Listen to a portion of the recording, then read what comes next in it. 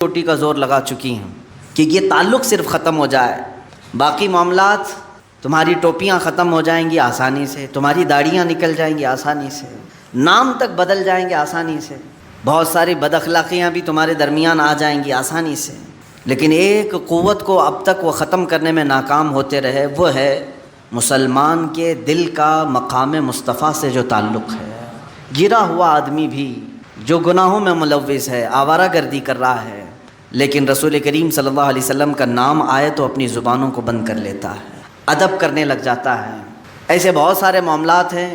میں نے کافی پہلے ایک شاعر کے متعلق سنا تھا، جگر دہلوی یا ان کا مراد آبادی، تخلص ہے شاعر کا۔ تو یہ شاعر کا مزاج الگ تھا۔ بہت سارے شعراء قوال ایسے ہیں جو شراب نوشی بھی کرتے ہیں، شراب پی کر شعر و شاعری کرنا یا محفلیں رقص کی ان تمام چیزوں میں شامل ہونا ان کے لیے کوئی عیب کی بات نہیں تھی۔ تو بہرحال ایک مرتبہ جگر کو یہ ہمیشہ سے ذوم رہتا تھا، وہ کسی کے بھی شعر و شاعری کو تنقید کرتا تھا۔ تنقید کا مطلب ہوتا ہے کرٹیسائز کرنا، اور ان کے سامنے اگر کسی نے علامہ اقبال کی شاعری پڑھی تو کہہ دیتا ارے یہ کوئی شاعری تھوڑی نہ ہے، اس میں فلاں چیز کی کمی ہے۔ داغ دہلوی کا شعر پڑھا گیا تو کہا داغ تو ایک رومانسی شاعر ہے، اس کے ہاں دوسرے اشعار نہیں ملتے۔ مرزا غالب کے اشعار پڑھیں تو اس پر تنقید، ہر ایک شاعر پر وہ تنقید کرتا تھا، اور شاگرد جو ہے مزہ لینے کے لیے اس طرح چھیڑتے بھی رہتے تھے، فلاں شاعر کے بارے میں کچھ کہیے، فلاں شاعر کے بارے میں۔ ایک مرتبہ محفل میں اسی طرح سے وہ سارے شعراء کے شعر پیش کرتے تھے شاگرد، اور وہ ان پر تنقید کرتا جاتا تھا استاد۔ اچانک محفل میں ایک شاگرد نے رسول کریم صلی اللہ علیہ وسلم کی ایک حدیث پڑھ دی اور کہا ان کے بارے میں آپ کا کیا خیال ہے؟ ہر شاعر کے بارے میں آپ کرٹیسائز کرتے ہو، تنقید کرتے ہو، ان الفاظ کے بارے میں، ان جملوں کے بارے میں آپ کا کیا خیال ہے؟ شراب نوشی میں ملوث رہنے والا بھی شاعر تڑپ کر کے اٹھ بیٹھا، فوراً محفل کو برخاست کر دیا، ان تمام شاگردوں پر پابندی لگا دی کہ کوئی آئندہ میرے سامنے کسی بھی شاعر کا سوال نہ لائے، اور رونے لگ گیا کہ شاید میرے نشے کی وجہ سے آج یہ نوبت آئی کہ میرے سامنے تنقید کرنے کے لیے حضور کو بھی پیش کر دیا کسی نے۔ کیا میں اتنا گر گیا کہ نبی کونین صلی اللہ علیہ وسلم کی بھی باتیں تنقید کے لیے پیش کی جائیں؟ اتنا رویا، اتنا رویا۔ بعد میں اخبار یہ ملتی ہیں کہ زندگی بھر کبھی شراب نوشی یا پھر کسی دوسرے لہو و لعب کی طرف اس نے ہاتھ تک نہیں لگایا، اسی ایک غم میں پھر پوری زندگی گزاری اور انتقال ہو گیا۔ میں کہنا یہ چاہتا ہوں میرے عزیزوں، مسلمان کا تعلق جو مصطفیٰ کریم صلی اللہ علیہ وسلم سے ہے، چاہے وہ گرا ہوا ہی کیوں نہ ہو، اخلاقی پستی میں کیوں نہ ہو، لیکن نام مصطفیٰ آتے ہی وہ ادب کا مظاہرہ کرتا ہے۔ ہمارا خود کا معمول یہ ہے کہ ہم جس حالت میں بھی ہیں، میرے آقا کا نام آئے تو ہم اپنے لبوں کو سے اپنے انگوٹھوں کو چومتے ہیں اور پھر آنکھوں سے لگا لیتے ہیں۔ یہ ادب کا ایک مظاہرہ ہے۔ قرآن کی وہی آیت میں آپ کے سامنے تلاوت کر رہا ہوں۔ اللہ رب العزت نے سورہ حجرات کو یہیں سے شروع فرمایا۔ رب ذوالجلال فرماتا ہے اے ایمان والو، اللہ اور اس کے رسول کے آگے نہ بڑھنا، اللہ اور اس کے رسول کے آگے نہ بڑھو، اللہ سے ڈرتے رہو۔ دوسری آیت ہے جو آج بھی حضور اکرم صلی اللہ علیہ وسلم کی جالیوں پر لکھی ہوئی ہے مزار مقدس کے سامنے، یا ایھا الذین آمنوا لا ترفعوا اصواتکم فوق صوت النبی، اے ایمان والو نبی کی آواز پر اپنی آوازیں بلند مت کرنا، ولا تجہروا لہ بالقول کجہر بعضکم لبعض، اور جیسے آپس میں ایک دوسرے کو پکارتے ہو ایسے نبی کو کبھی مت پکارنا۔ تم کسی کو بھی پکارتے ہو اے احمد، اے عبداللہ، اس طرح کبھی یا محمد نہ کہو، حضور کا نام لے کر کے اس طرح آپس میں جیسے دوسروں کو پکارتے ہو اسے نہ کرو، بلکہ حکم دیا گیا کہ جب بھی پکاریں تو یا رسول اللہ کہیں، یا حبیب اللہ کہیں، یا نبی اللہ کہیں، ان کے القابات سے پکارو، نام لے کر کے پکارنے کو منع کیا گیا۔ یہ بارگاہ رسالت مآب صلی اللہ علیہ وسلم کا ادب کوئی اور نہیں، خود خدائے قدیر و جبار سکھا رہا ہے۔ یہ آیت جو نازل ہوئی تھی وہ ایک صحابی کے متعلق، ثابت بن قیس رضی اللہ تعالیٰ عنہ، کانوں سے ان کو کم سنائی دیتا تھا، اونچا سننے کی عادت تھی، اور جس کے کانوں میں عذر ہو وہ تھوڑا بلند آواز سے بولتا ہے۔ آپ کو معلوم ہوگا کان اگر کم سنائی دیتے ہیں تو زور سے بولتا ہے، بات کرتا ہے۔ حضرت ثابت بن قیس، یہ قیس بن ثابت، یہ حضور اکرم صلی اللہ علیہ وسلم کی مجلس میں بیٹھے ہوتے، اور جب کوئی بات ان کو سمجھ میں نہ آتی یا سنائی نہ پڑتی تو زور سے پوچھتے یا رسول اللہ صلی اللہ علیہ وسلم کیا کہا آپ نے؟ حضور دوبارہ ارشاد فرماتے. کبھی ایسا ہوتا کہ 3 مرتبہ حضور اکرم صلی اللہ علیہ وسلم ان کو بیان کرتے، حالانکہ اس صحابی کے ساتھ یہ عذر تھا، جان بوجھ کر کے تو نہیں کرتے تھے، عذر تھا، اور اللہ کو یہ بھی پسند نہیں آیا. رب تعالیٰ نے آیت نازل فرمائی، اے رسول کے صحابہ جب مجلس میں بیٹھنا تو بلند آواز سے نبی سے سوال مت کرنا، ان تحبط اعمالکم، کہیں تمہارے پورے اعمال ضائع ہو جائیں گے اور تمہیں خبر بھی نہیں ہوگی، وانتم لا تشعرون. یہ صحابی رسول اپنے آپ کو قید کر کے گھر میں روتے رہے کہ پتہ چل گیا تھا کہ انہی کے بارے میں آیت آئی ہے. مجلس رسول میں بلند آواز سے یہی بات کرتے تھے. پھر دوبارہ 40 دن کے بعد دوسری آیت آئی جس میں اللہ تعالیٰ نے ان کی مغفرت کا اعلان فرمایا کہ دل سے ان کا ادب تھا، جان بوجھ کر کے بارگاہ رسالت مآب صلی اللہ علیہ وسلم کی انہوں نے توہین نہیں کی ہے، نہ ہی بلند آواز سے انہوں نے جان بوجھ کر کے یوں پوچھا ہے.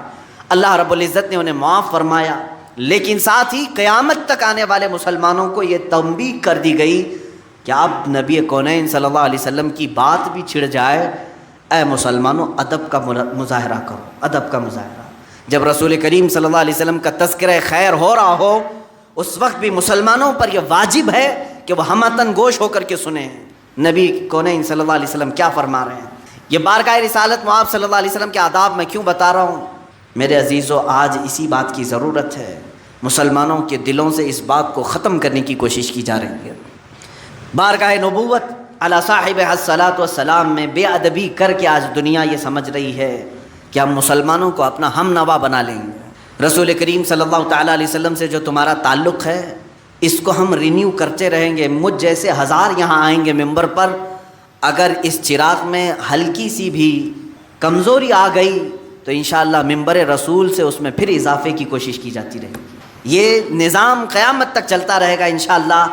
مسلمانوں کے دلوں میں عظمت مصطفیٰ کم نہیں ہونے دیا جائے گا، اس لیے کہ اللہ رب العزت اس نور مصطفیٰ کی حفاظت کا ضامن ہے. عزیزان گرامی، اللہ کے حبیب صلی اللہ تعالیٰ علیہ وسلم کا ذکر خیر ہو رہا ہو اس وقت مسلمانوں پر آج بھی واجب ہے.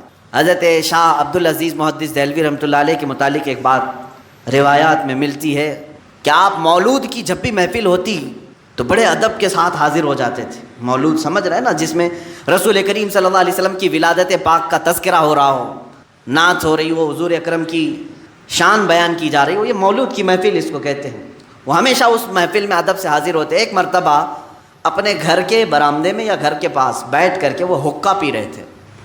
حقہ منہ سے لگے، حقہ کو جانتے ہوں گے آپ، اس میں صرف دھواں ہوتا ہے، یہ ناجائز و حرام نہیں ہے، ورنہ علماء اس کا استعمال نہیں کرتے. حقہ نوشی فرما رہے تھے. تھوڑی دیر میں آپ کے کانوں میں مولود پاک کی آواز آئی. پڑوس میں کسی کے گھر میں یہ میلاد شریف کی محفل ہو رہی تھی. آپ نے حقہ چھوڑ دیا، فوراً اٹھ کر کے بھاگ گئے اور جا کر کے مجلس میں بیٹھ گئے ادب سے. اور جب رسول کریم صلی اللہ علیہ وسلم کی اس میلاد کی محفل میں بیٹھتے تو آپ پر رقت طاری ہو جاتی تھی. آپ کی آنکھیں بند اور وجد میں آئے. تھوڑی ہی دیر میں آپ نے دیکھا رسول کریم صلی اللہ تعالیٰ علیہ وسلم کو مجلس پاک، لیکن اس حال میں کہ حضور صلی اللہ علیہ وسلم غضبناک ہیں، چہرے پر غصے کے آثار ہیں، چہرہ سرخ ہے. آپ ڈر گئے. اس محفل میں بیٹھے ہیں، ادھر میلاد کی محفل چل رہی ہے اور آپ نے کشف کیا، مراقبہ کیا. مجلس میلاد میں آپ کو حضور اکرم صلی اللہ علیہ وسلم کا سرخ چہرہ نظر آیا تو آپ نے ادب سے پوچھا، آقا مجھ سے کوئی توہین تو نہیں، کچھ گستاخی تو نہ ہوئی؟ اللہ کے حبیب صلی اللہ تعالیٰ علیہ وسلم نے مخاطب کر کے ارشاد فرمایا، عبدالعزیز تمہیں حیا نہیں آتی، شرم نہیں آتی؟ حقے کا منہ لے کر کے میری مجلس میں چلے آئے، اسی منہ سے تم میری میلاد سننے کے لیے چلے آئے. میرے عزیزو، اللہ رب العزت کی بارگاہ میں اتنی نفاست حضور اکرم صلی اللہ علیہ وسلم کی بارگاہ کی رکھی گئی ہے، یہاں تک کہ حضرت ابو ایوب انصاری رضی اللہ تعالیٰ عنہ وہ میزبان رسول ہیں. حضور صلی اللہ تعالیٰ علیہ وسلم کو روزانہ کھانا لا کر کے دیتے تھے. کئی دن تک آپ دیکھ رہے تھے حضور صلی اللہ علیہ وسلم کھا نہیں رہے ہیں، کھانے کا برتن ویسے ہی واپس آ جاتا. آپ نے پوچھا، یا رسول اللہ صلی اللہ علیہ وسلم کوئی تکلیف ہے مجھ سے آپ کو؟ آپ کھانا تناول نہیں فرماتے.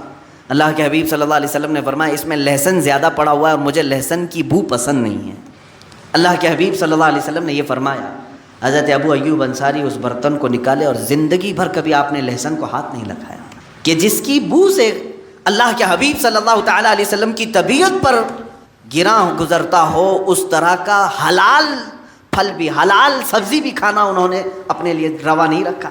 حالانکہ لہسن اور پیاز حرام نہیں ہے، لیکن وہ صحابی رسول فرماتے ہیں حرام تو نہیں مگر میرے محبوب کو اس کی بو پسند نہیں تو میں نے زندگی بھر ہاتھ نہیں لگایا۔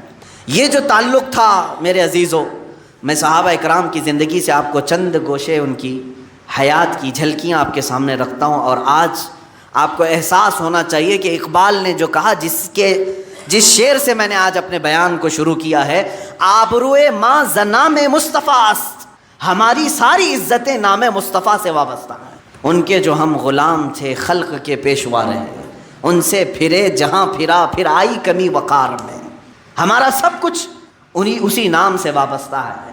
درد دل مسلم مقام مصطفیٰ است، مسلمان کا دل اگر تڑپے تو نبی کونین صلی اللہ علیہ وسلم کے لیے تڑپے۔ اگر حضور اکرم صلی اللہ تعالیٰ علیہ وسلم کی محبت تمہارے قلب میں نہیں آئی ہے تو تمہارا ایمان بھی نہیں ہے۔ اس لیے کہ حضرت عمر فاروق رضی اللہ تعالیٰ عنہ جو عشرہ مبشرہ میں سے ہیں، امیر المومنین ہیں، خلیفہ رسول ہیں، حضور اکرم صلی اللہ علیہ وسلم کی بارگاہ میں آئے، کہا یا رسول اللہ صلی اللہ علیہ وسلم، میں اپنی دنیا کی ہر چیز سے زیادہ آپ سے محبت کرتا ہوں، میری اولاد، میرے ماں باپ، میرے مال متاع، سب چیزوں سے زیادہ میں آپ سے محبت کرتا ہوں، لیکن جان سے زیادہ نہیں۔ حضور اکرم صلی اللہ علیہ وسلم نے فرمایا عمر تمہارا ایمان مکمل نہیں ہوا۔ کس کو کہا جا رہا ہے؟ عمر ابن خطاب رضی اللہ تعالیٰ عنہ کو، تمہارا ایمان مکمل نہیں ہوا۔ اسی دن حضرت عمر فاروق رضی اللہ تعالیٰ عنہ نے عرض کیا آقا اگر اس سے ایمان ناقص رہتا ہے تو آپ گواہ ہو جائیں، آج سے میں اپنی جان سے زیادہ آپ سے محبت کرتا ہوں۔ جان سے زیادہ محبت کرنا یہ ایمان کی علامت ہے۔ لا یؤمن احدکم حتی اکون احب الیہ من والدہ وولدہ والناس اجمعین، میرے آقا فرماتے ہیں تم میں سے اس وقت تک کوئی مومن نہیں ہوگا جب تک وہ اپنی اولاد سے، اپنے ماں باپ سے اور تمام انسانوں سے زیادہ مجھ سے محبت کرنے نہ لگے، اس وقت تک وہ پورا مومن نہیں ہو سکتا۔ آج ہمیں پرکھ کر دیکھنے کی ضرورت ہے کیا ہمارے اندر وہ ایمان ہے کمال کو پہنچا ہوا؟ ہم ہمارے بچوں کو ہاتھ لگانے سے کس طرح سے چڑ جاتے ہیں، ہمارے ماں اور ہمارے باپ کی شان میں اگر کوئی گستاخی کرے تو ہم اس کے ساتھ کیا معاملات کرتے ہیں، کیا سلوک کرتے ہیں، یہ سب کو معلوم ہے۔ اس کا مطلب یہ ہے کہ ہم اپنے رشتہ داروں پر آئی ہوئی کوئی بھی آفت کو برداشت نہیں کرتے، تو یہاں ایمان کو پرکھنے کی ضرورت ہے۔ نام مصطفیٰ پر اگر کسی نے کیچڑ اچھالا اور تم خاموش رہے تو اس کا مطلب ہے کہ ایمان کمال کو پہنچا ہی نہیں ہے، ایمان کسی کا کمال کو پہنچا نہیں ہے۔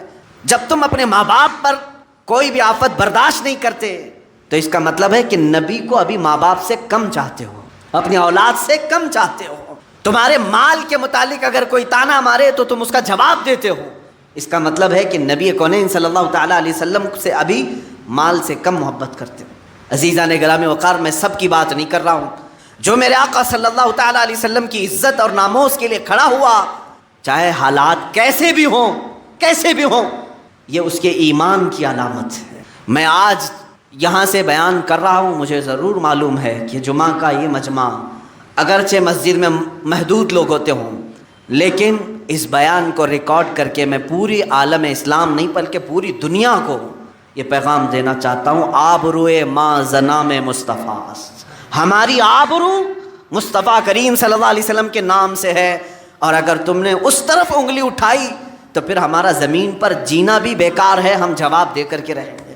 آج فرانس کی گورنمنٹ بھی خاموش بیٹھی ہے، چارلی ہیبڈو نام سے، جو گستاخانہ خاکے بنانے کے لیے پوری دنیا میں اعلانات ہو رہے ہیں، یہ جان بوجھ کر کے ہوتے ہیں۔ رسول کریم صلی اللہ تعالیٰ علیہ وسلم کے کارٹون بنانا ہے، اور اس کو یہ کیا کہہ رہے ہیں؟ یہ آزادی رائے ہے، یہ فریڈم آف سپیچ جس کو کہتے ہیں۔ ہر ایک کو آزادی ہے، کسی کے بھی آزادی، تم آپس میں ایک دوسرے کے حلیے بناؤ، اللہ اور اس کے رسول کو اپنی آزادی کا نشانہ ہرگز نہ بناؤ، یہاں کوئی آزادی نہیں ہے۔ اس لیے اس زمانے میں یہ آیت نازل ہوئی ہے، تو میرے عزیزوں اس معاملے کو ہلکا نہ سمجھ لیں۔ اس وقت بھی کہا جا سکتا تھا نا فریڈم آف سپیچ ہے، مذاق کرنے کا اختیار ہے ہر ایک کو، لیکن میرے عزیزوں مذاق کا تخت کبھی بھی نبی کونین کی ذات اور اللہ رب العزت کی ذات ہم بننے نہیں دیں گے، پوری دنیا میں کہیں پر بھی ہو۔ آج افسوس اس بات کا ہے کہ پوری دنیا میں تقریباً 57 کنٹریز بنام مسلمان ہیں، 57 ملک ہیں، ان میں سے اکا دکا کہیں سے آواز آتی ہوگی، ورنہ سارے یہودیوں کے ایجنٹ بیٹھے ہوئے ہیں جن کے منہ میں انہوں نے اپنی زبان رکھ دی ہے۔ اور کوئی کہیں سے آواز نہیں کرتا. سعودی جو مکمل یہودی بنا جا رہا ہے, یو اے ای, آل نہیان جہاں حکومت کر رہے ہیں اسرائیل کے پٹھو ہیں, یہ تمام وہ کنٹریز ہیں جو جبے کبے بھی پہنتے ہیں, سروں پر رومال بھی رکھتے ہیں, اور پوری دنیا کو مسلمان ہونے کا اعلان بھی کرتے ہیں, اپنے آپ کو ٹھیکیدار سمجھتے ہیں. ارے یہ خانہ کعبہ کے خادم اپنے آپ کو کہتے ہیں. رسول مختار صلی اللہ تعالیٰ علیہ وسلم کی شان میں نازیبا کلمات بکے جا رہے ہیں, ان میں سے کسی ایک کو بھی بولنے کی ہمت نہیں.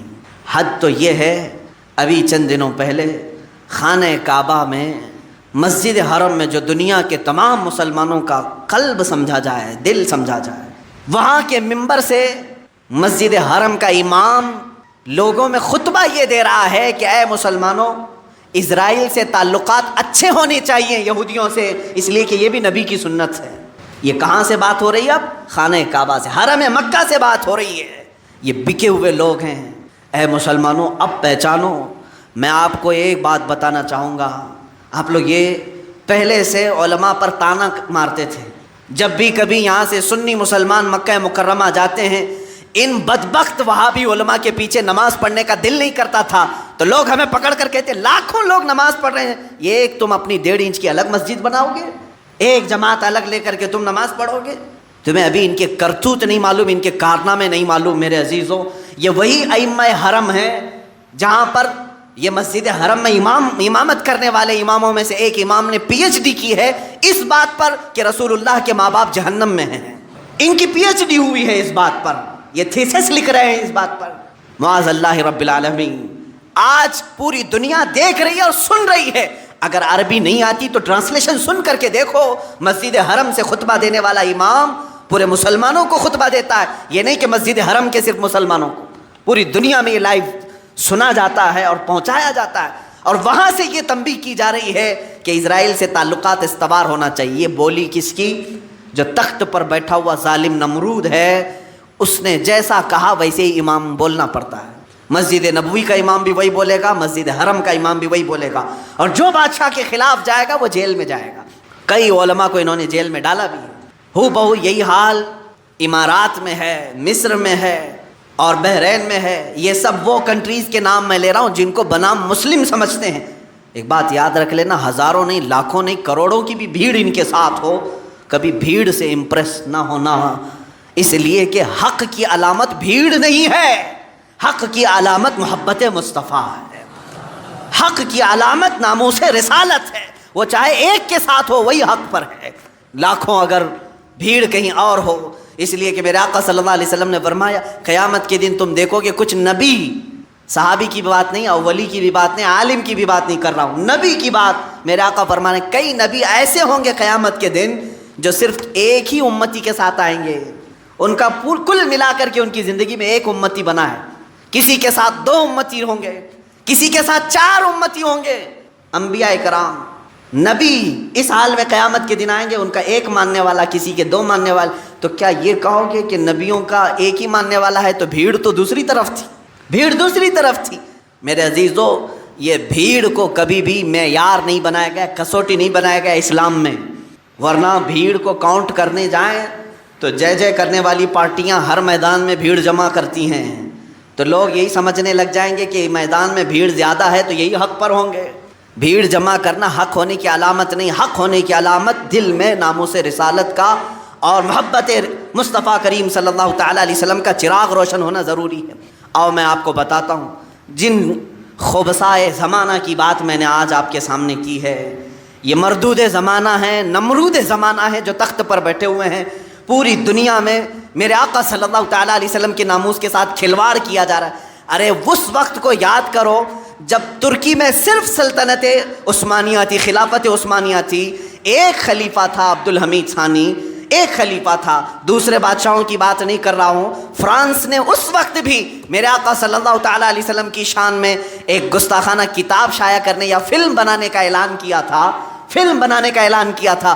تنہا خلیفہ عبدالحمید ثانی نے اعلان کیا تھا مسلم امہ کے لیے کہ اگر فرانس نے یہ فلم بنانے کی کوشش کی تو پھر ہم اس کو منہ توڑ جواب دیں گے, ہم اپنے تمام سفارتی تعلقات ختم کریں گے. اور اسی اثنا میں صرف ایک اعلان پر تمام فوجی اپنی پریڈ میں شامل ہو چکے تھے. فرانس اس چیز سے اتنا گھبرایا کہ 100 سال ہو گئے آج تک وہ فلم کی طرف دوبارہ نہیں گیا. تنہا ایک خلیفہ تھا. یہ 100 سال پہلے کی بات کر رہا ہوں. آج 57 ملکوں میں یہ تخت پر بیٹھے ہوئے ہیں نامرد قسم کے بادشاہ، جن کے زبانوں میں ان یہودیوں نے اپنی زبان رکھ دی ہے، اپنی بولی رکھ دی ہے. حیرت کی بات ہے اتنے سالوں سے جو فلسطین کے نادان بچوں کو قتل کرنے والا اسرائیل، یہودیوں کا مرکز، بیت المقدس کو ہمیشہ کے لیے فنا کرنے کے خواب دیکھنے والا اسرائیل، جس کو آج تک مسلم کنٹریز نے قبول نہیں کیا تھا، یہ 1948 میں آ کر انہوں نے ملک بنانے کا اعلان کر دیا، زبردستی قبضہ کر کے فلسطینیوں پر، اور تقریباً پورا فلسطین قبضہ کر لیا. تقریباً اب چھوٹے چھوٹے شہر باقی رہ گئے فلسطینیوں کے. انہوں نے اپنی کنٹری کا اعلان کیا کہ ہماری خود کی یہ کنٹری ہے، اس کا نام اسرائیل رکھا 1948 سے، 1948 سے. اور آج 2020 میں پہنچ کر ان کا حال یہ ہو گیا کہ انہوں نے اپنے پرانے وعدے ساری چیزیں توڑ کر کے بیت المقدس جہاں ہے وہاں اپنا کیپٹل بنانے کا اعلان کیا. امریکہ بھی اس کو تسلیم کر لیا، دوسری کنٹریز ایک کے بعد دیگرے تسلیم کرتے جا رہے ہیں. لیکن شرم کی بات اس وقت ہے جب مسلمانوں کے نام سے مشہور ممالک میں سے UAE، متحدہ عرب امارات، اس کے بادشاہ نے اعلان یہ کیا پچھلے چند دنوں پہلے کہ ہم اسرائیل کو بطور ملک تسلیم کرتے ہیں اور ان کے ساتھ سفارتی تعلقات قائم کرتے ہیں. دبئی نے تعلقات قائم کیے. سعودی عرب، جس کو میرے آقا صلی اللہ علیہ وسلم نے جزیرۃ العرب فرمایا ہے، سعودی انہوں نے نام رکھا ہے. اللہ کے نبی صلی اللہ علیہ وسلم نے فرمایا اخرج الیہود والنصارى من جزیرۃ العرب، جزیرۃ العرب سے یہود و نصارہ کو پاک کرو. حضور اکرم صلی اللہ علیہ وسلم نے جو ہے فرمایا. آج تک عرب شریف تھا. سعودی نے UAE کی حمایت کرتے ہوئے اسرائیل کے پلین اور اس کے تمام ہوائی راستوں کو اپنے ملک کے اوپر سے جانے کی پرمیشن بھی تھی. در پردہ یہ تمام چیزیں ایک ہی ملک کے لیے ہو رہی ہیں، وہ اسرائیل کے لیے. مجھے معلوم ہے میں یہ سخت جملے آج بول رہا ہوں، یہ میرا حق ہے، اور بطور مسلمان یہ میرا حق ہے. میں اپنا احتجاج درج کرا رہا ہوں. آج اگر کسی نے کہیں پر بھی ہولوکاسٹ کا ذکر کیا تو اسے مار دیتے ہیں یہودی. ہولوکاسٹ کا ذکر کر دیا اگر کسی نے، اسے کہیں نہ کہیں پکڑ کر کے مار دیتے ہیں یا اس پر کیس کرتے ہیں. پورے ورلڈ میں کہیں پر بھی ہولوکاسٹ کا ذکر کرنے والوں کو چھوڑتے نہیں ہیں. قانونی چارہ جوئی کی جاتی ہے یا تو اسے ختم کر دیا جاتا ہے. کیوں؟ ہولوکاسٹ میں یہودیوں کی بدنامی ہے، ان کی رسوائی ہوتی ہے، ان کی ذلت ہوتی ہے. میرے عزیزو، ایک مٹھی بھر جماعت ہولوکاسٹ کا نام برداشت نہیں کرتی، اور پوری دنیا میں 1 ارب سے زیادہ مسلمان اپنے نبی کی شان میں گستاخی کیوں برداشت کر کے بیٹھے ہوئے ہیں؟ خاموش تماشائی کیوں ہیں؟ کہیں ایسا تو نہیں کہ جس کو اقبال نے بہت پہلے کہا تھا کہ عرب کو دے کر عجم کے تخیلات، اسلام کو حجاز و یمن سے نکال دو، یہ فاقہ کش موت سے ڈرتا نہیں ذرا، روح محمدی اس کے بدن سے نکال دو. ان لوگوں نے یہی کہا تھا کہ یہ بھوکا رہتا ہے، پیاسا رہتا ہے مسلمان، اور موت سے بالکل ڈرتا نہیں. آخر اس کے اندر خوف لانا ہے تو روح محمدی اس کے جسم سے دور کر دو. جو میرے آقا صلی اللہ علیہ وسلم کے لیے اس کا دل تڑپتا ہے، اس کو مرجھا کر دو، مرجھا دو، مار دو. اس قلب کو آج مارنے کے لیے پوری دنیا الگ الگ انداز میں اٹھتی ہے، سوشل میڈیا کے ذریعے، فلمی دنیا کے ذریعے. عزیزان گرامی، بارگاہ مصطفیٰ صلی اللہ تعالیٰ علیہ وسلم کے آداب میں میں 2 چند باتیں عرض کر دوں. آج ہمارا حال کیا ہے کہ ہم کس طرح کی چیزیں برداشت کریں. صحابہ کی قوت اور طاقت کس وجہ سے تھی جانتے ہیں؟ صلح حدیبیہ کے موقع پر کسرا جو ایران کا سپر پاور تھا، وہاں سے ایک شخص بھیجا گیا قاصد بنا کر کے، دیکھو محمد صلی اللہ علیہ وسلم نے کتنی طاقت جمع کر لی ہے، کتنے ان کے پاس فوجی ہیں، سامان جنگ کتنا ہے. کیونکہ یہ بڑے بڑے بادشاہوں سے لڑنے کے چیلنج دیتے جا رہے ہیں، ملک کا ملک فتح کرتے جا رہے ہیں، ان کے پاس طاقت کیا ہے وہ دیکھو. عروہ بن مسعود ثقفی ایک شخص آیا صلح حدیبیہ کے موقع پر. حضور پاک صلی اللہ تعالیٰ علیہ وسلم کو اس وقت مکہ والوں نے عمرہ کرنے کے لیے روک دیا تھا، نہیں جانے دے رہے تھے. 1400 صحابہ تھے صرف. ایران کی سپر پاور، قیصر ملک روم کا سپر پاور، یہ لوگ قاصد بنا کر کے بھیجیں، دیکھ کر کے آؤ محمد ہماری سلطنتوں کو ہلانے کی بات کرتے ہیں، کون سی طاقت جمع کی ہے. یہ شخص آیا، دیکھا. اب اس کی زبان سے سنو. عروہ بن مسعود ثقفی یہ کہتا ہے، یہ حدیث پاک میں بھی موجود ہے کہ اس نے دیکھا کہ یہاں پر انہوں نے کون سی طاقت جمع کی. وہ باہر واپس آ کر کے رپورٹنگ کرتا ہے اپنے بادشاہوں کو، کہتا ہے میں نے دیکھا ایک ایسی فوج محمد کے پاس ہے صلی اللہ علیہ وسلم کہ جب وہ بولتے ہیں تو یہ سارے کان کھڑے کر دیتے ہیں، جب وہ کسی بات کا حکم کرتے ہیں تو دوڑ پڑتے ہیں، اور جب وہ وضو کے لیے جاتے ہیں تو مجال ہے کہ ان کی کلی کا ایک قطرہ بھی زمین پر گرے، سب اپنے ہاتھوں میں لیتے ہیں۔ صحابہ کا یہ ماحول دیکھ کر کے اس نے بتایا، اللہ کے نبی صلی اللہ علیہ وسلم کے متعلق وہ کہہ رہا ہے، قاصد میں دور سے دیکھتا رہا محمد صلی اللہ علیہ وسلم وضو کے لیے کلی کر رہے ہیں، اور صحابہ اپنے ہاتھ پھیلائے، اپنے دامن پھیلائے ہیں، وہ کلی کا پانی ان کے ہاتھوں میں آتا، دامن میں آتا، اور سب اپنے چہروں پر لگا لیتے تھے، ایک قطرہ بھی زمین پر گرنے نہیں دیتے تھے۔ اور وہ واپس آ کر کے کسریٰ سے کہا، میں نے بڑے بڑے بادشاہوں کے ہاں فوج کو بھی دیکھا ہے لیکن ایسی دیوانگی کسی کے ہاں نہیں دیکھی۔ پوچھا انہوں نے کہ کیا طاقت جمع کی ہے، انہوں نے کہا چھوڑو ان سے لڑنے کی بات ختم کرو، محمد صلی اللہ علیہ وسلم کو وہ تمہارے حوالے کبھی نہیں کریں گے۔ کہا کیوں نہیں کریں گے؟ ارے میاں وہ ان کی کلی کا قطرہ زمین پر گرنے نہیں دیتے، ان کے خون کا قطرہ کہاں سے گرنے دیں گے؟ وہ صحابہ ہیں جو رسول کریم صلی اللہ تعالیٰ علیہ وسلم کے زبان پاک سے نکلے ہوئے قطرے بھی زمین پر نہیں گرنے دیتے تھے۔ تب اللہ رب العزت نے ان کی شان میں قرآن میں آیتیں نازل فرمائی، اور وہ نہتے ہوتے تھے، پیروں میں چپل نہیں ہے، ہاتھوں میں تلوار نہیں ہے۔ غیبی طاقت ایسی ہوتی کہ وہ لکڑی ہاتھ میں لے لیں تو وہی تلوار بن جائے، گھوڑے اگر سمندر میں دوڑائیں تو خشک راستہ بن جائے، اگر وہ درندوں کے پاس آئیں تو وہ درندے ان کے فرما بردار بن جائیں۔ یہ ساری طاقت و قوت خدا کی طرف سے غیب سے انہیں ملی ہوئی تھی، صرف اس لیے کہ ان کا یہی قول تھا جس کو اقبال نے کہا ہے، آبروئے ماں ز نام مصطفیٰ، ان کا یہ نعرہ تھا ہماری کل آبرو نام مصطفیٰ سے ہے۔ وہ جیتے مرتے تھے صرف رسول کریم صلی اللہ تعالیٰ علیہ وسلم کی عزت کی خاطر۔ عزیزان گرامی وقار، صلح حدیبیہ کا موقع، جنگ احد کی بات دیکھ لیں۔ اللہ کے نبی صلی اللہ تعالیٰ علیہ وسلم کے دفاع میں ایک صحابی کھڑے ہیں، اس وقت جنگ کا پانسا پلٹ گیا تھا، کفار مکہ بھاری پڑ گئے تھے، جیتی ہوئی جنگ شکست میں آ گئی تھی، بڑے سخت حالات تھے احد کے میدان میں، اور مسلسل تیر حضور کی طرف برسا رہے تھے، کفار نشانہ کر رہے تھے۔ ایک صحابی کھڑے ہیں حضور کے ڈیفنس میں، ان کے جسم پر 80 تیر چبھے ہوئے تھے، لیکن مجال ہے کہ وہ ہٹیں حضور کے سامنے سے، ہر تیر جسم پر آتا رہا، یہاں تک کہ ایک تیر سیدھے ان کی آنکھ میں گھس گیا اور ان کی آنکھ کا پتلا باہر آ گیا، اور وہ اسی طرح سے اپنے ہتھیلی میں آنکھ کا پتلا لے کر کھڑے ہیں، لیکن مجال ہے کہ وہاں سے ٹس سے مس ہو، اس لیے کہ انہوں نے اپنی زندگی کو وقف کیا تھا، میں دفاع رسول کے لیے ہوں، ناموس رسالت کے پہرے کے لیے ہوں، تبھی تو اللہ تعالیٰ نے ان کو غیبی قوت عطا کی تھی۔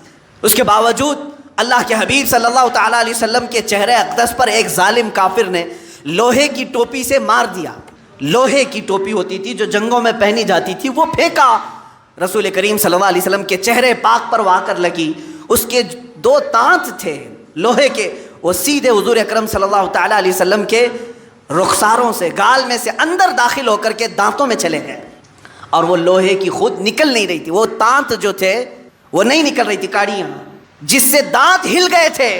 صحابہ اکرام بے قرار تھے، جانتے ہیں وہ منظر اگر میں اس کی عکاسی کروں، حدیث کے اوراق پڑھتے پڑھتے میری آنکھیں بھیگ گئی تھی، صحابہ ٹوٹ کر کے میرے آقا کے پاس آئے، صدیق اکبر کہتے ہیں یا رسول اللہ، میں یہ دانت کے یہ کاڑیاں میں نکال دوں گا، یہ کڑیاں میں نکال دوں گا۔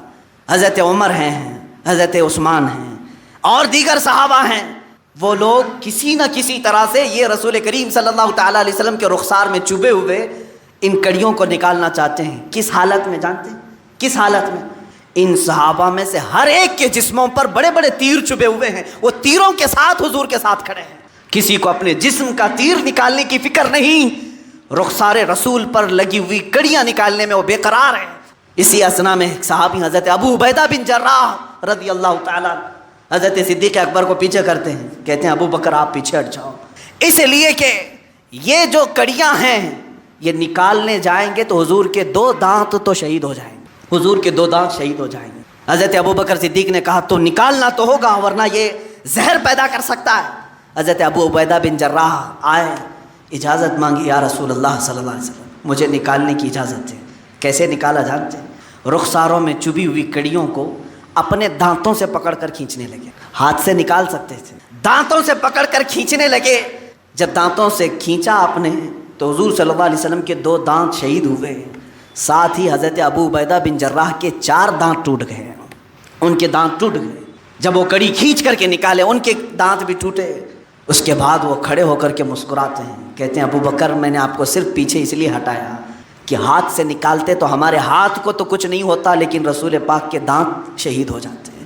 میں نے اپنے دانتوں سے اس لیے نکالا کہ حضور پاک صلی اللہ علیہ وسلم کے اگر 2 دانت جائیں تو پھر ہمارے منہ میں کسی کے دانت ہونا ہی نہیں چاہیے، ہم سلامت کیسے رہیں۔ جب میرے دانت گر گئے تو مجھے اللہ رب العزت کی ذات پر یہ یقین ہوا کہ مولا تبارک و تعالیٰ مجھے معاف فرمائے گا کہ میرے بھی کفارے کے طور پر دانت گئے ہیں۔ وہ صحابہ کی الفت تھی میرے عزیزوں، وہ صحابہ کی الفت تھی، ان کی بارگاہ مصطفیٰ کے جو لگاؤ ہیں، یہ آداب ہیں، یہ آج دہرانے کی ضرورت ہے۔ امت بھول چکی ہے ان معاملات۔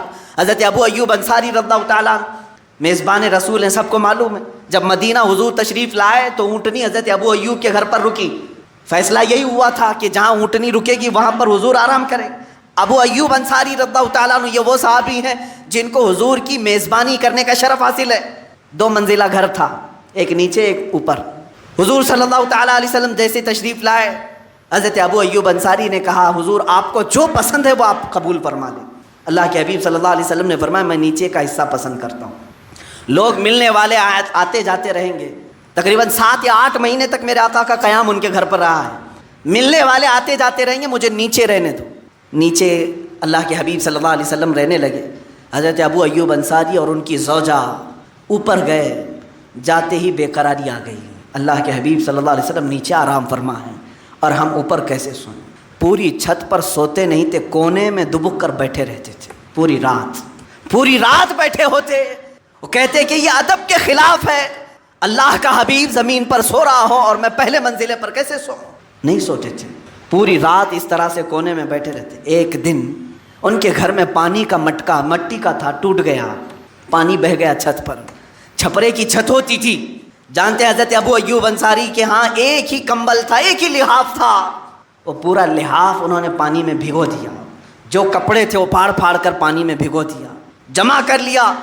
سخت ٹھنڈیوں کی راتیں تھیں، اسی لحاف کو شوہر اور بیوی دونوں اوڑھ کر کے صبح تک بیٹھے رہے، صرف اس لیے کہ پانی کا ایک قطرہ بھی میرے مصطفیٰ کی ذات پر نہ جائے، اللہ کے حبیب صلی اللہ علیہ وسلم کی نیند میں خلل نہ آنے پائے۔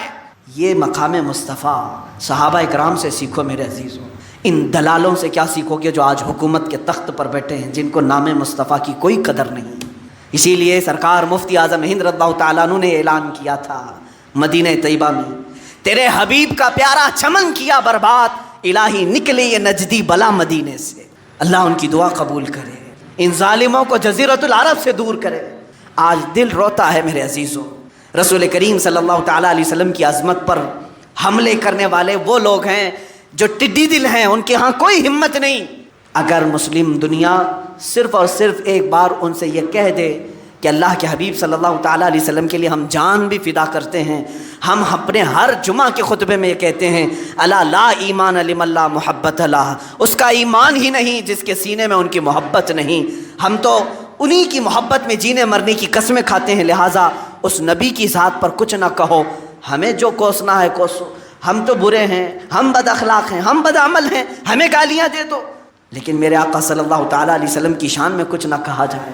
اے مسلمانوں، اپنے آپ کو بیدار رکھو، جس طرح ممکن ہو سکے ان کی مخالفت میں آواز اٹھاؤ۔ اگر آج تمہارے پاس سوشل میڈیا کا پلیٹ فارم ہے تو اس پر اپنا احتجاج درج کرو کہ ہم فرانسیسی یہ تمام درندوں کے خلاف ہیں، اس لیے کہ انہوں نے ہمارے قلب کو، ہمارے دل کو چھیڑا ہے جہاں میرے آقا کی محبت بستی ہے، ہماری آنکھوں کو ٹھیس پہنچائی ہے جن کے نام سے ہم ٹھنڈک محسوس کرتے ہیں۔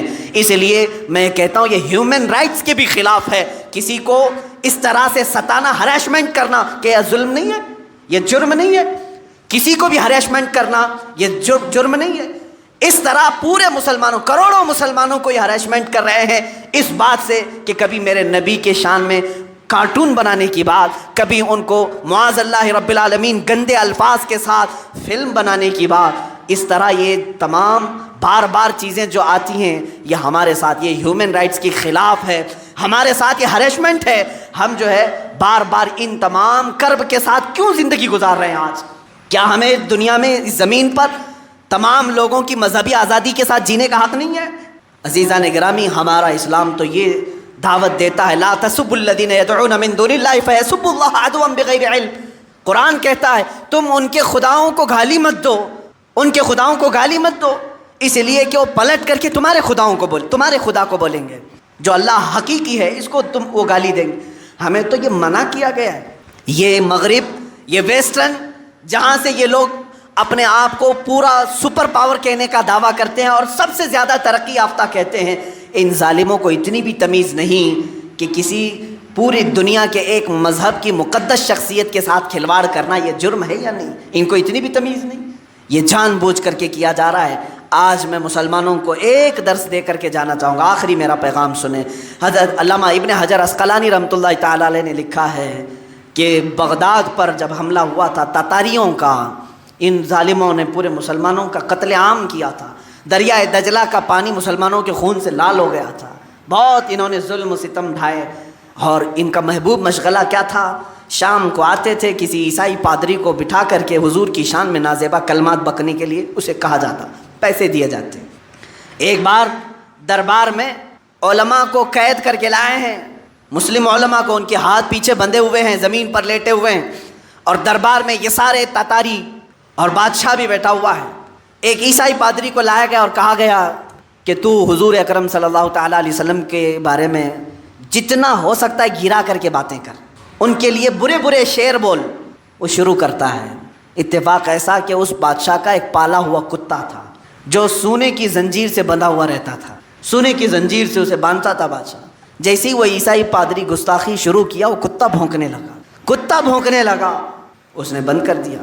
پھر تھوڑی دیر کے بعد اس نے پھر وہی کام شروع کیا، کتا پھر بھونکنے لگا۔ لوگوں نے اس سے کہا بھی کہ شاید تو جو بول رہا ہے اس کی وجہ سے کتا بھونک رہا ہے۔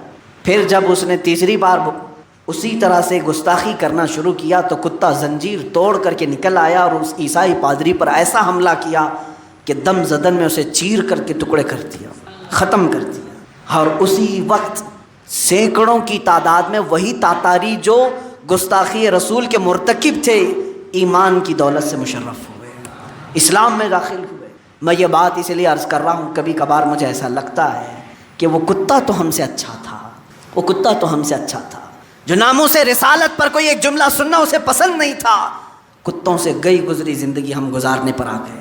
اسی طرح میرے آقا صلی اللہ تعالیٰ علیہ وسلم کا وہ خچر جس پر آپ سواری کرتے تھے، یعفور نام تھا، اتنا عقلمند تھا، اتنا عقلمند۔ خیبر کے موقع پر حضور صلی اللہ تعالیٰ علیہ وسلم کو گفٹ میں ملا، ہدیے کے طور پر ملا۔ جب حضور صلی اللہ علیہ وسلم نے اس کو لیا تو وہ اپنا سر ہلانے لگا، وہ اپنی زبان میں کچھ کہنے لگا۔ حضور مسکرائے، صحابہ نے پوچھا آقا یہ کیا کہہ رہا ہے؟ وہ جانوروں کی بھی بولیاں سنتے تھے، وہ رسول تھے سب کے۔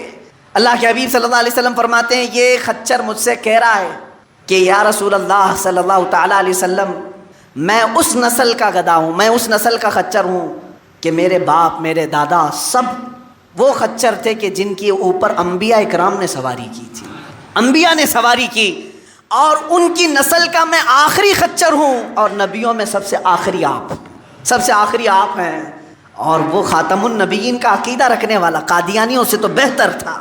رسول کریم صلی اللہ تعالیٰ علیہ وسلم سے وہ ایک بات یہ بھی عرض کیا کہ آقا میں ایک یہودی کا خریدا ہوا تھا، اس کی ملکیت میں تھا، لیکن وہ حضور سے کہہ رہا ہے خچر یا رسول اللہ صلی اللہ علیہ وسلم برسوں اس یہودی کے گھر میں رہا، ایک مرتبہ بھی میں اپنی پیٹھ پر اس کو سوار ہونے نہیں دیا۔ حضور پاک صلی اللہ تعالیٰ علیہ وسلم سے کہہ رہا ہے جب بھی وہ سوار ہونے کی کوشش کرتا میں اسے گرا دیتا تھا، اس لیے کہ مجھے یہ یقین تھا کہ میری پیٹھ کسی رسول کے لیے رکھی گئی ہے۔ اسی یعفور کو دیکھیں، جب میرے آقا صلی اللہ تعالیٰ علیہ وسلم کا وصال ہوا، اللہ کے حبیب صلی اللہ تعالیٰ علیہ وسلم جب کسی صحابی کو بلانا ہوتا تو اسی یعفور کو بھیجتے تھے، خچر، کہ جاؤ عثمان بن عفان کو بلا لاؤ، جاؤ عمر ابن خطاب کو بلا لاؤ۔ یہ سیدھے اسی صحابی کے گھر جاتا، ان کے دروازے کو اپنے سر سے ٹھوکتا، دروازہ کھلتا، وہ اپنی دم سے اشارہ کرتا، صحابہ سمجھتے کہ رسول کا بلاوا آیا ہے، حضور کا قاصد بن کر کے صحابہ کے گھر جاتا۔ لیکن میرے عزیزو، اس کے قلب میں، اس کے دل میں جو عظمت مصطفیٰ تھی وہ یہ، صحابہ کرام فرماتے ہیں حضور صلی اللہ تعالیٰ علیہ وسلم سے ریلیٹڈ ہر چیز سے ان کو محبت تھی۔ جب میرے آقا کا وصال ہوا، انتقال ہوا، اس دن سے لے کر کے 3 دن تک اس یعفور نے نہ گھاس کا ایک پتا کھایا، نہ کھانا پانی، کچھ بھی نہیں، کسی چیز کو منہ نہیں لگاتا تھا۔ اگر کوئی چیز کھانے کے لیے اس کے سامنے پیش کر دی جاتی اپنے پیروں سے ہٹا دیتا تھا. صحابہ روتے تھے اس عمل کو دیکھ کر کہ بغیر مصطفیٰ کے یہ کھانا پسند نہیں کرتا. 3 دن کے بعد جس کنویں سے آخری مرتبہ میرے آقا صلی اللہ علیہ وسلم نے غسل فرمایا تھا، بیر غرس جہاں کا پانی، یہ روایات میں ہے کہ وہاں جا کر کے دن بھر بیٹھ کر روتا تھا اور تیسرے دن اسی میں چھلانگ لگا کر کے فوت ہو گیا. اس جانور نے یہ درس دیا کہ بغیر مصطفیٰ کے تو یہ جینا بھی بیکار ہے. جو نبی کی محبت میں جیا ہو اسے نبی کو چھوڑ کر کے جینے کا کبھی لطف آ ہی نہیں سکتا. اسی لیے میں اب اپنی گفتگو بھی اسی پر ختم کرتا ہوں. اے مسلمانوں سمجھ جاؤ، آبرو معاذ نام مصطفیٰ اس، آبرو معاذ نام مصطفیٰ اس. ہماری آبرو اور ہماری عزت مصطفیٰ